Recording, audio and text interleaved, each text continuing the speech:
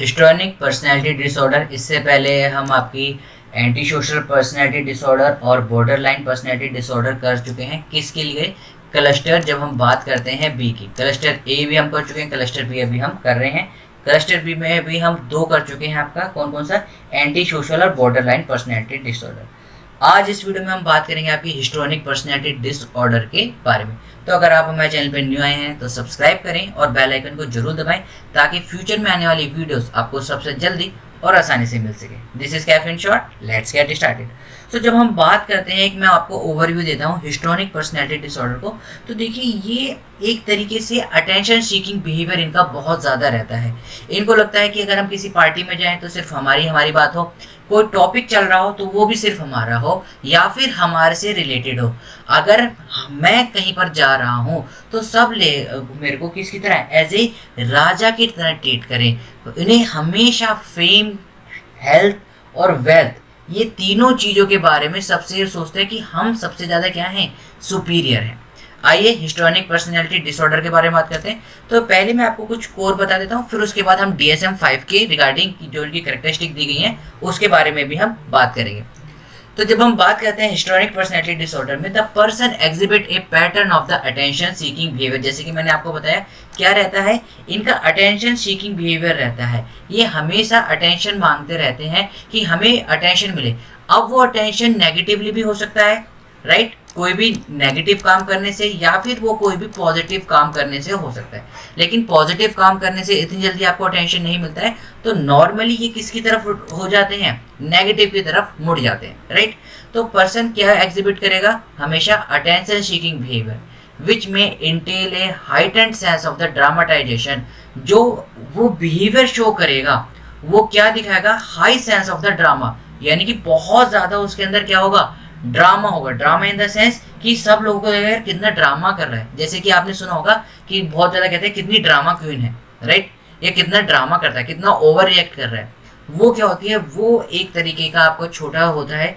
उसमें जब आप प्रो वर्जन देख लेते हैं तो वो क्या कहलाता है, आपका हिस्टोरिक पर्सनैलिटी डिसऑर्डर की कैरेक्टरिस्टिक में आ जाता है। उनका जो बिहेवियर होगा वो बहुत ज्यादा ओवर एग्जैगरेटेड रहेगा, बहुत ज्यादा ड्रामा तक रहेगा, एंड इनएप्रोप्रिएट सेक्सुअल और प्रोवोकेटिव बिहेवियर रहेगा। अब देखिए, मुझे किसी का ध्यान खींचना है या एक इंडिविजुअल को किसी और इंडिविजुअल का ध्यान खींचना है, तो वो कैसे बिहेवियर दिखाएगा, या तो बहुत ज़्यादा अग्रेसिव दिखाएगा। आपने देखा होगा स्पेशली जब इंडिविजुअल ड्रिंक कर लेता है, उसके बाद उसे अटेंशन चाहिए होता है तो कैसे करता है, चीखने चिल्लाने लग जाएगा, गाली देने लग जाएगा, या फिर वो ऐसे सेक्सुअल एक्शन आप लोगों की तरफ से करेगा कि वो क्या होते हैं, इनएप्रोप्रिएट होते हैं, राइट। उस तरीके से वो एक्शन करके दिखाएगा, या फिर काफी ज्यादा प्रोवोकेटिव बिहेवियर आपको, आप कह सकते हैं, शो करेगा, ताकि आप लोग उसको क्या दें, अटेंशन दें। Their life is a full of the drama. उनकी लाइफ क्या रहती है, बहुत ड्रामे से भरी रहती है, और इन रियलिटी इनको ड्रामा ही पसंद रहता है, राइट। क्योंकि ड्रामा रहेगा तो अटेंशन रहेगा, अटेंशन रहेगा तो इनके ऊपर फोकस रहेगा, राइट। तो their life is a full of a drama, also called drama queens. They are uncomfortable in situation where they are not the center of the attention. क्या रहते हैं, बिल्कुल अनकंफर्टेबल रहते हैं जहां पर इनको सेंटर ऑफ अटेंशन ना दिया जाए, राइट। तो ये 3 इनकी मेन कैरेक्टरिस्टिक होती हैं। अगर मैं लेमन टर्म में बात करूं, अब बात कर लेते हैं DSM-5 के थ्रू। DSM-5 के हमेशा आप याद रखना कि जब भी 4 या फिर 4 से ज्यादा कैरेक्टरिस्टिक आ जाती है DSM-5 के थ्रू, जो कि मेंशन करेंगे, मैं अभी आपको दिखाऊंगा, तो वो इंडिविजुअल तभी हिस्टोरिक पर्सनैलिटी डिसऑर्डर में आता है। अगर 2 वो शो कर रहा है या 3 वो शो कर रहा है तो वो हिस्टोरिक पर्सनैलिटी डिसऑर्डर में नहीं आएगा। जब 4 या फिर 4 से ज्यादा शो करता है तभी वो हिस्टोरिक पर्सनैलिटी डिसऑर्डर के अंडर आता है, राइट। तो DSM-5 के बारे में बात कर लेते हैं। According to the DSM-5 criteria क्या कहता है, self centre, feeling uncomfortable where not the centre of the attention. उनको क्या चाहिए, सेल्फ सेंटरनेस, यानी कि उन सारा जो फोकस है, चाहे वो पार्टी हो, चाहे ऑफिस है, चाहे कोलीग है, कोई भी लाइफ में ड्रामा चल रहा हो, उनको क्या चाहिए कि हम सेल्फ सेंटर रहें, हमारे बारे में ही बात हो, हमारा ही रिलेटेड टॉपिक हो, कोई बात हो रही है, कोई टॉपिक है, कोई भी रहे, हम सेल्फ सेंटर रहें। फीलिंग अनकंफर्टेबल, और जब वो सेल्फ सेंटर नहीं रह पाते तो वो क्या फील करने लग जाते हैं, अनकंफर्टेबल फील करने लग जाते हैं। सेकंड पॉइंट आप इसमें कह सकते हो, क्योंकि जब वो उनको अनकंफर्टेबल फील हो रहा है, जब वो सेंटर ऑफ अटेंशन नहीं है, तो क्या करेंगे, कॉन्स्टेंटली सीकिंग रीअश्योरेंस और अप्रूवल। अब देखिए मैंने आपको बताया था कैसे ना कैसे तो उनको अपना क्या करना है, अटेंशन लेना है लोगों का, तो बार बार लोगों का अप्रूवल लेना चाहिए कि मैं ये काम करूं, मैं काम कर लूं। इससे क्या होगा कि लोगों को उनका ध्यान पे जाएगा कि हाँ ठीक है। अब मान लीजिए आप किसी और इंडिविजुअल से बात करें, सडनली कोई आपके पास आता है एज ए इंफीरियर पार्ट की भाई आप क्या मेरे को ये अथॉरिटी से आप कह रहे हैं कि मैं काम कर लूँ, तो आप क्या करोगे कि ये मेरे से पूछ रहे हैं, आपका अटेंशन उस पर चले जाएगा, राइट। तो ये क्या कहते हैं, कॉन्स्टेंटली सीकिंग रीअश्योरेंस और the approval in appropriately seductive appearance और द बिहेवियर। अब देखिए क्योंकि मैंने आपको बताया कि उन्हें क्या चाहिए कि लोग उनकी तरफ ध्यान रहे, तो या तो वो आपसे रीअश्योरेंस मांगेगा, या फिर वो अप्रूवल मांगेगा कोई भी छोटी बड़ी चीज़ों का, या फिर वो आपकी या दूसरों की तरफ ऐसे बिहेव करके दिखाएगा जो कि इनएप्रोप्रिएट है सोशल कंडीशन में, राइट। या फिर वो क्या कहलाते हैं आपके सिडक्टिव अपीयरेंस, ताकि लोगों को लगे कि ये सेक्सुअल अपीयरेंस कैसे कर रहा है यहाँ पर। अब कैसे ना कैसे तो उसको क्या चाहिए, एकदम सेंटर ऑफ अटेंशन चाहिए, तो वो ऐसे बिहेवियर को शो करेगा ताकि लोगों का ध्यान किसकी, उसकी तरफ जाए। Rapidly shifting emotional states that appear shallow to the others, एक इमोशनल स्टेट से दूसरी स्टेट में बहुत जल्दी शिफ्ट हो जाएगा। जैसे कि अभी वो एकदम से क्या हो गया, बहुत गुस्सा हो गया, सडनली हंसने लग जाएगा, देन आफ्टर सम टाइम वो क्या करने लग जाएगा, रोने लग जाएगा या फिर इमोशनल हो जाएगा, ताकि लोगों को लगे कि यार ये तो इमोशनल हो गया, राइट। अब कोई चिल्ला रहा है या कोई रो रहा है तो आपका अटेंशन क्या चले जाता है, उनकी तरफ चले जाता है, राइट। तो जो उनकी इमोशनल स्टेट है वो बहुत जल्दी क्या करते हैं, शिफ्ट करते हैं। Overly concern with the physical appearance and using physical appearance to draw the attention to the self. आपने देखा होगा लोगों को, जो काफी लोग होते हैं, अगर मैं यहाँ पर एक नाम लूँ, जैसे कि आई थिंक 2013 वर्ल्ड कप में पूनम पांडे, अगर आप, आई होप आप सबने नाम सुना हो, तो उन्होंने कहा था कि if India win the world cup I will do a Photoshop in totally nude, right. तो अब उसे क्या चाहिए था, उन्हें चाहिए था सेंटर ऑफ अटेंशन, तो उन्होंने कहा क्या कि अगर इंडिया वर्ल्ड कप जीत जाएगी तो मैं न्यूड फोटोशॉप कराऊंगी, राइट।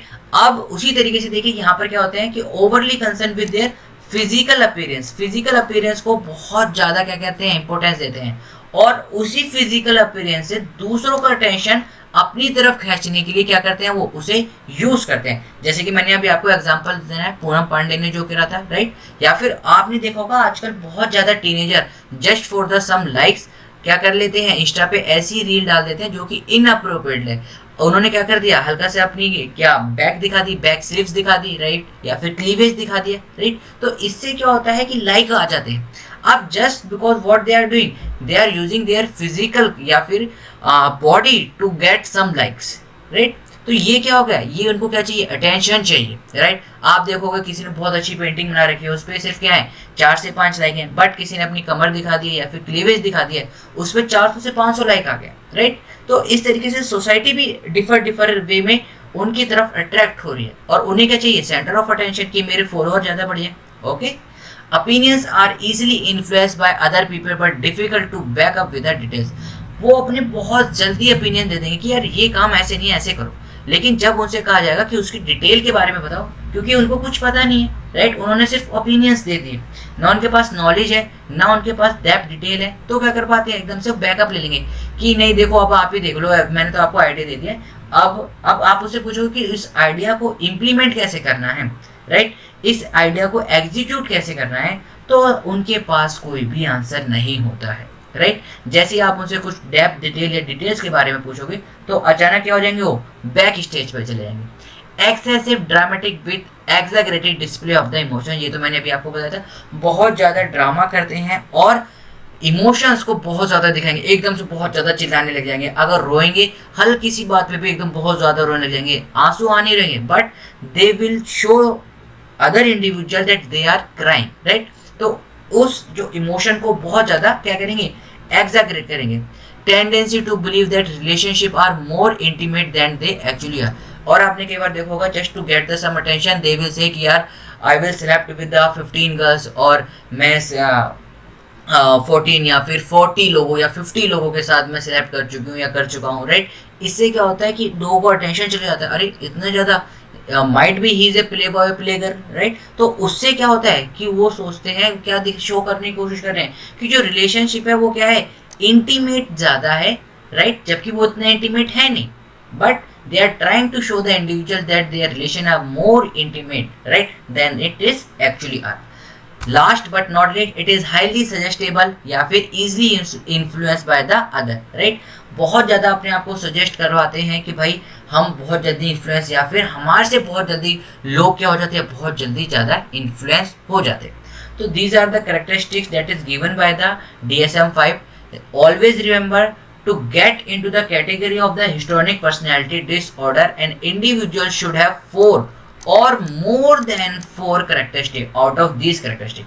4 या फिर 4 से ज़्यादा कैरेक्टरिस्टिक उस इंडिविजुअल के पास होनी चाहिए, जब भी वो क्या कहलाएगा, आपका हिस्टोनिक पर्सनैलिटी डिसऑर्डर में कहलाएगा. आई होप आपको वीडियो समझ में आई हो और पसंद आई है. अगर वीडियो पसंद आई है तो लाइक करें, शेयर करें बिना बिल्कुल ना जाइएगा. चैनल को सब्सक्राइब करें. ऐसी मजेदार वीडियो आप तक हम पहुंचाते रहेंगे. We will meet in the next video. Till then keep smiling, keep getting lots of memory. This is caffeine shot. Have a great day. Thank you all of.